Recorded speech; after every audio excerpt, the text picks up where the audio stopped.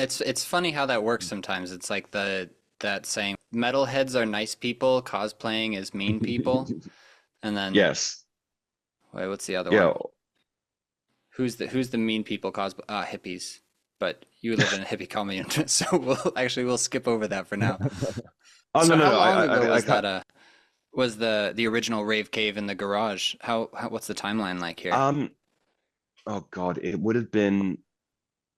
I actually think it was in April. I think it was April 2018. So it would have been 6 years ago, almost like around about 6 years ago this month. Um, but like, I mean, I say it was in a hippie commune house. I mean, that was just kind of the main thing, and that's used with a bit of endearment. But the Hmm. people that were showing up to the house parties were a real vagabond mix of everybody. I mean, actual hippies and duffers. Wait, do you understand the term duffer, or is that an Australian thing? I do understand it, having had Australian friends, but for the Ah, people who are cool. watching this who might not, can you explain what it is? Yeah, so a duff or a bush duff is a music festival that happens out in the bush, and it's generally focused on like drum and bass and psytrance music. And the vast majority of people who show up, you would culturally identify as a modern day hippie, whether they identify or not as such. They're really lovely, fantastic festivals. I've been to quite a few. I've been in bands that have played in Duffs before. But yeah, it's essentially a 3 or 4 day camping festival where the main focus on music is generally psytrance and drum and bass. But there's a whole bunch of different. There's live band acts that happen there. Dark bass is starting to become a little bit more prominent for certain Duffs which happen, which I'm very excited about. Yeah, it's generally like they range from everything of kind of like a very small thing of 100 people with one stage, all the way through to the biggest stuffs which happen in Australia. Attract, I'm going to say about 10 to 15,000, go for 3 to 4 days, 4 to 5 stages. Yeah, yes, they are quite fun. If you ever come to Australia, go to a Duff. Yeah, it's definitely on my bucket list. It's one of those uniquely There, Australian there. things. Yeah, So very much so. I always forget because it's such a commonplace word down here. I always forget that it's kind of like this bit of local lexicon that's not really kind of known overseas.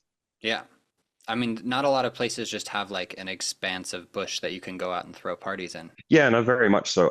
I suppose kind of in the closest way you kind of relate to it, even though they are kind of apples and oranges to each other, is it's kind of like a Burning Man, but it's not quite like Burning Man. It's not, it hasn't kind of reached that kind of Coachella vibe of it. It's kind of a little bit seen to go to kind of a duff in the same way that Burning Man is. But I suppose at least what Burning Man kind of started has that similar kind of sense. It's a grassroots thing. It's about music and culture and like connectivity and those kind of things. Yeah, 100%. All right. So it's cool to hear that starting with Rave Cave and people being like, what is this? We can't really fit this in anywhere. To then, people finding it and being excited to find an event like that because they're like, nobody's doing this, but this is what we wanted, Mm, stumbling upon the market niche, I guess. Um, very much so. do you think that there's anything that sets Rave Cave apart from other electronic events in the city, apart from Uh, just the genre? the main one would be tempo and BPM pacing. Vast majority of club nights that happen around Sydney are more kind of traditional dance speeds, like 128 plus, that kind of level. The fact that Rave Cave has a primarily focus on mid-tempo stuff is something that I've heard and from my own experience out there just doesn't really get done, not only in Sydney, but kind of elsewhere as well. And when they have kind of popped up like I've mainly noticed them pop up in Melbourne with clubs that have kind of waxed and waned, is they do kind of tend to get noticed for that same thing as it's most club nights are kind of focused on that more traditional, house kind of speed thing. So it has that kind of differentiation. And it's the main thing that I've noticed from people like that is people who've come to it is like, we've been looking for something that isn't just fast. Hmm. And I'm all about, you know, slow, grindy, bring it right down kind of vibes. So it's a compliment that I'm very happy to kind of, and like a thing that I've been very happy to be able to facilitate for people. Yeah, that's brilliant. So, like, Yeah. how do you choose who to bring? Like, how do you curate the lineup for Rave Cave?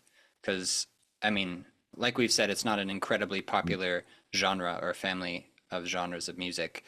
So how do you go Mm. about finding people to come out and play? Well, I mean, I suppose for the most part, I've been kind of lucky where within just my own little circle of friends and connections, I've been very fortunate to know quite a lot of DJs who listen to the kind of stuff that I like and want to play that kind of similar mid-tempo-y stuff. And it's just been very serendipitous of kind of like, well, I've started to think, let's do it. But I mean, there's also been elements of drum and bass that I like putting in there, and just other friends who play suppose you wouldn't call it mid-tempo in the genre kind of sense, but still fall into that BPM range. Like there's a guy who comes and plays every now and again called Perchance, who plays I'm not even sure the genre of it, but it's a UK genre of kind of like mid-tempo-y-esque kind of grindy stuff. I'm gonna remember the bloody name of the stuff that he plays about halfway through. Everyone go check out Perchance. His stuff is very good. I mean, quite a few of it has been from people finding the event by chance in the same way that you did, but be it more local people or just from recommendations of other people coming along. There is a collective that I can't remember how we got in contact with, but they're called the Newey Bass Crew, and they're focused up in Newcastle, to the north of Sydney. Everyone go and check out Newey Bass Crew. They're doing some really good stuff for people in the area. And they've been quite a good thing. I've picked quite a few people from because they do like artist showcase stuff for featured sets. And I've got a couple of people off their kind of advisement as well as people from Newey Bass Crew to come and play at the event.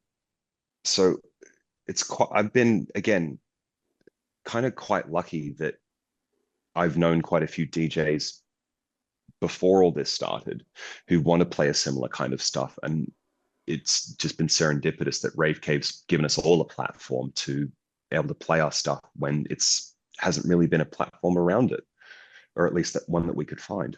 Yeah, I love it. That's so good. Yeah. It's nice to hear a situation like this, where like different people are all kind of doing the same thing, but not they don't realize it. And then when you start to like come together and realize that there's actually, a scene or the possibility for a scene or a community around it. Yeah, So very cool. much so. And the fact that it's all kind of been I'd say a good 85% of it has mainly been direct friends or then friends of friends or like other people who've DJ'd have been mates and been like, hey, do you know anyone who play similar kind of stuff? And I'm like, oh yeah, I've got a mate such and such and he does really cool stuff. And they've sent me this stuff. I'm like, wow, this is really cool stuff. And I've had a chat and be like, yo, bloody bring on board. You know, it's all been fairly grassrootsy as far as kind of people who've been involved. I mean, for the most part, we've had some kind of more like local names which have a little bit more of a clout in them come and play, and people from one or two people from interstate come and play. But yeah, it's kind of also that there's a nice bit of endearment as well that it has just kind of been all serendipitous of like friends and friends and friends, and so it's also helped keep that kind of community and house party spirit in the sense of kind of like everyone's involved already kind of knows each other's beforehand for the most part. There's not kind of been as much kind of reaching out to people and be like, hey, I know we don't know each other and have no connection, but I like your music and let's come and be on board.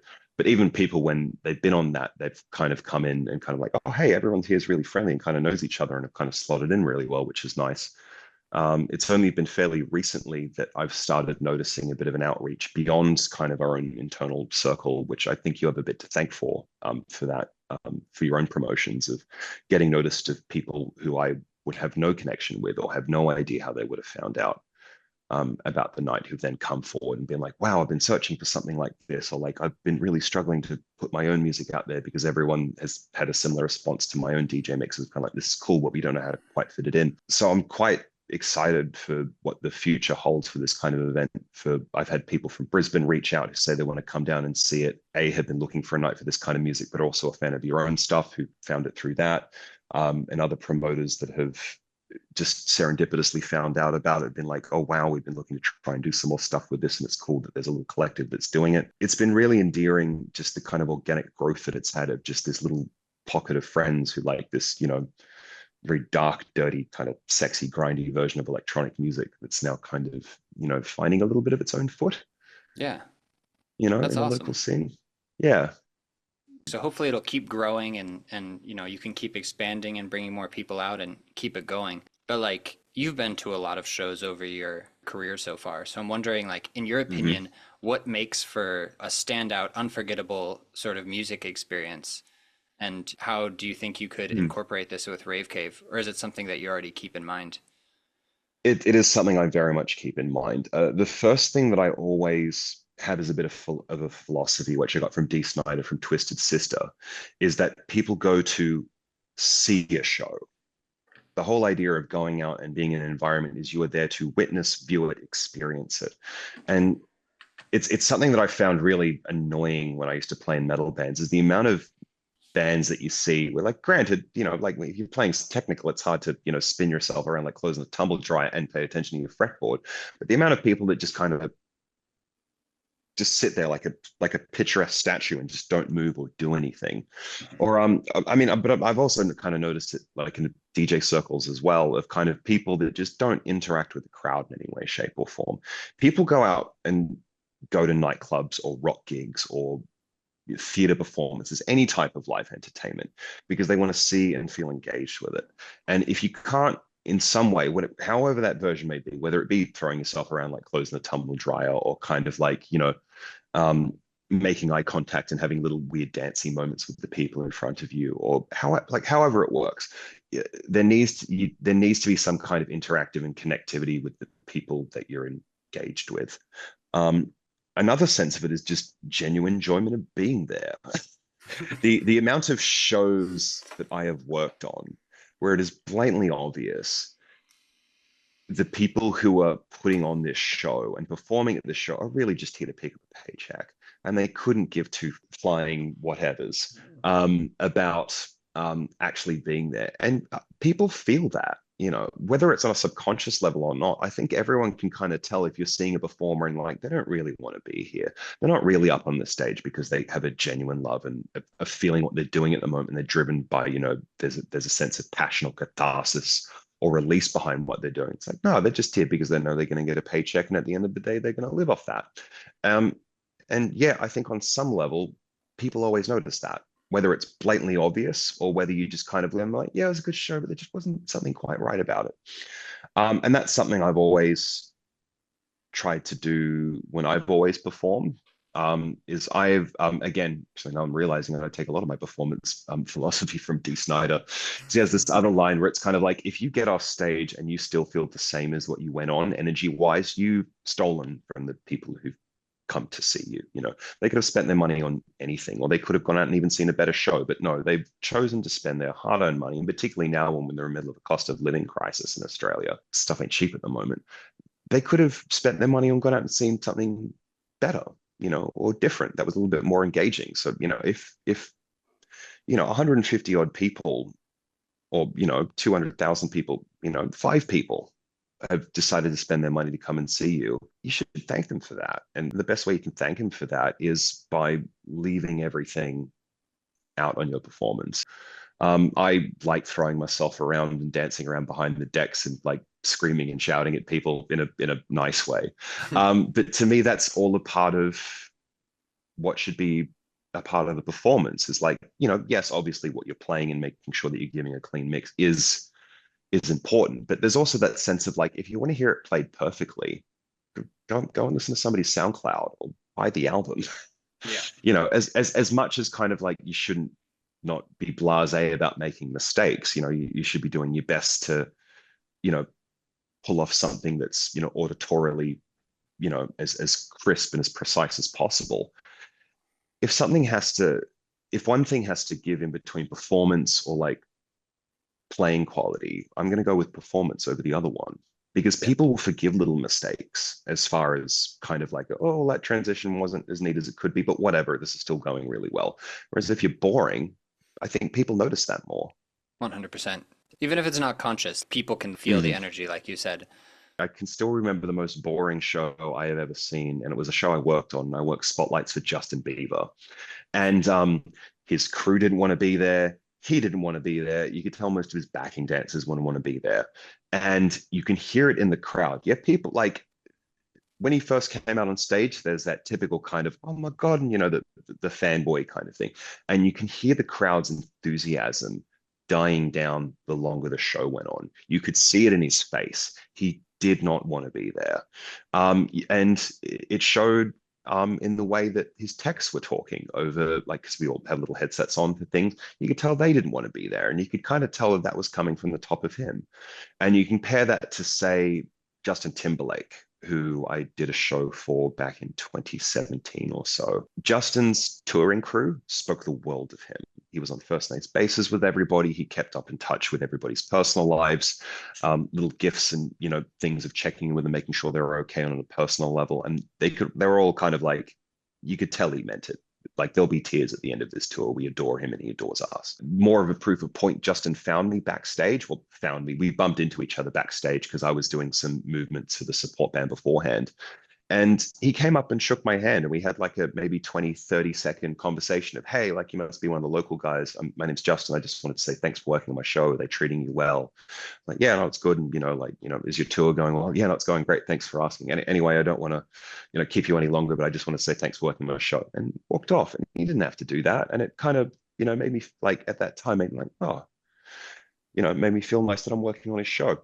And we watched the opening 3 songs of his show, and he got to a bit where he's meant to talk to the crowd, and everyone's fangirl and wooing over him, and he's genuinely getting choked up. He's trying to get words out, but you can generally tell in his head a bit kind of like, I get to do this all the time. I get to go out in the middle of a crowd and perform these silly pop songs that I really love.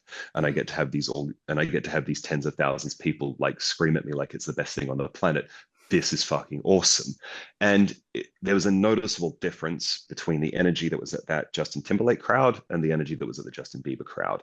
The energy at the Justin Timberlake crowd, sorry, only kept ramping, or at least stayed consistent, because you could tell by his performance, he was genuinely enjoying what he was doing, and he was genuinely appreciative of the people who were there. And that was a feedback loop that was happening. Whereas the Bieber thing just couldn't care less. And the energy of the show waned as a result of it. And I think that's an important thing that all performers need to keep in mind, is it's that sense of connection and interaction. That's the most vital thing for making a good show, in my opinion. Yeah, no, I'd have to agree. There's that balance to strike. Once you start doing anything like all the time and, touring, which is exhausting, then it can be easy to start to lose that perspective. So Mm. it's impressive to see Justin Timberlake like this far along into his career still having it hit for him like that. So I'm curious if Oh he's yeah. had, like waves like post NSYNC or something, if he was like, oh my God, like this is enough. And now coming back, he's like, yes, I still get to do this. Um, yeah. Like, very well could be. Yeah, I don't know. It's possible. I mean, we all go through, excuse me, little whacks and wanes and a creative flow. But at least the vibe that I got from his touring people is he just had a very, very strong realization that he's one of the luckiest people on the planet. He's super rich from what he does. He gets to dance around and sing and have thousands of people adore him all over the planet. And I don't think he takes that for granted and realizes just how fortunate he is as a human being. And he rides it like a bloody wave. And I think it's something I found admirable, just from the words that his own touring party talked to him, and that little 20, 30-second interaction I had with him. It was, just a little kind of thing of like, just enjoy what you're doing. Because if you're not enjoying it, why do you expect people who've come and paid, their hard-earned money to enjoy it? If you can't enjoy it and it's your thing, why would they? Why should they? You Yeah. know? Yeah, it makes such a huge difference. I didn't mention it before, but I also did some of that stagehanding for a couple Mm. years, like during and after university. I don't know. It's funny. It's not like the old artists or the new artists or like this style or that style. It's really kind of a crapshoot about the amount of respect people have for their audiences and for the people who are working for them. Um, I think one of the Ed Sheeran show I worked, he comes through the loading docks, right? And they're always, don't look at him, don't talk to him, Hmm. leave him alone, etc. And he brought out some flowers that people had thrown on stage and like gave it to the forklift operator. Or Oh, like that's cute. Lionel Richie, we were gonna go up and like break down backline on stage right after he got off, and they're like, sit over Hmm. here, put your eyes down, don't look at him, and we are like, okay. Yep.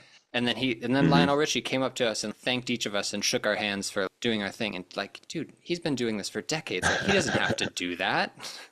No, no, he does But not, but he still yeah, does. yeah, Yeah, it's funny you mentioned that. I've also worked on a Lionel Richie show before, and this had that same experience with their touring crew. It's strange. I found it to be a very American phenomenon of this kind of like stay back from the artist, don't look at them, like, you know, blah, blah, blah, blah, blah. Mm. I don't know what your experience is like when you've been a stagehand in your thing, but I've noticed that that's a very American way of approaching touring artists. I find that it's a lot less common from people that I've worked with who've come from the UK and Europe. Get it a little bit with people with acts I've worked with from Asia, but not as much. I found it only particularly when it's been like stupid big K-pop acts, that kind of thing. But I think also a lot of their managerial style does kind of emulate like an American kind of model. So maybe that's where it comes from. I never really experienced it with any touring acts that I've worked with from Australia. Um, but yeah, it is this very strange phenomenon of kind of like the American protectivism of kind of like, I know they're very important and they can't be burst. And a lot of the artists kind of like it hasn't been initiated by them. And they kind of like, no, I want to say hi to people, I'm a you person know? too. Yeah, Yeah. exactly. And I've found at least for a few of them, it can be, I'm trying to think of an example where because I've had a couple of them where it's just been little things, and we've been like, oh, we were told not to talk to him, and then been kind of like a little bit shocked. I'm like, no, no, I'm just a person. Hey guys, like, you know, God, I'm struggling to think of anything, but yeah, it'll probably pop up at some point in time. But yeah, a very American touring production way of thinking about artist talent. This idea of keep them isolated from everybody else. Yeah. It's strange. I don't think it's healthy. I mean, obviously, I was doing it in America, so I don't have like a huge breadth of data to draw from here. Like, I'm Mm. trying to think of some UK acts I did. And I did like the Queen with Adam Levine. Who are they touring with? Oh, with Uh, Adam Lambert, yes. Adam Lambert. There it is.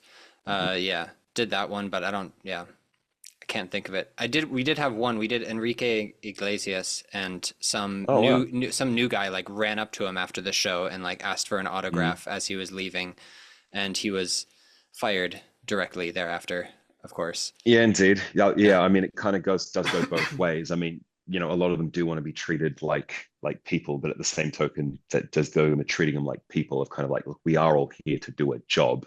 Yeah. You can't just go running up to somebody like that, like and fangirl over them. Essentially, there is a little bit of etiquette, which is implied, which I get can be difficult. I've worked for some of my favorite musical idols through my point in time as a career, and the amount of times that I've had to stop myself from being kind of like just go up and get an autograph or a photo. It's like, no, no, no, no, that's not proper. You know, you're still at the moment getting an experience that most fans would, you know, kill their firstborn son to have with. You know, that's a little bit more valuable than a photo sometimes or an autograph, is those little memory moments that you can get with people like that, which I'm thankful to have quite a few of in my 13 years in the industry. 100%. So, yeah, 13 years in the industry. Have Mm. you always lived in Sydney? Yeah, and I'm born and raised. I grew up on the North Shore on the Northern Beaches, and lived there up until I left high school. And ever since then, I've mainly lived in the inner west, which is kind of like the suburb belt just outside of the CBD. And for the most part, it's kind of where the most it's kind of at least defaultly seen as where the vast majority of kind of like most creative and musical people kind of either live or event stuff kind of happens on a grassroots level. I mean, of course, stuff happens kind of everywhere, but that's at least kind of its like outer perception. Okay. Yeah, is that the inner west is kind of more of the arty, left-leaning, creative kind of hub of Sydney. All right. Gotcha.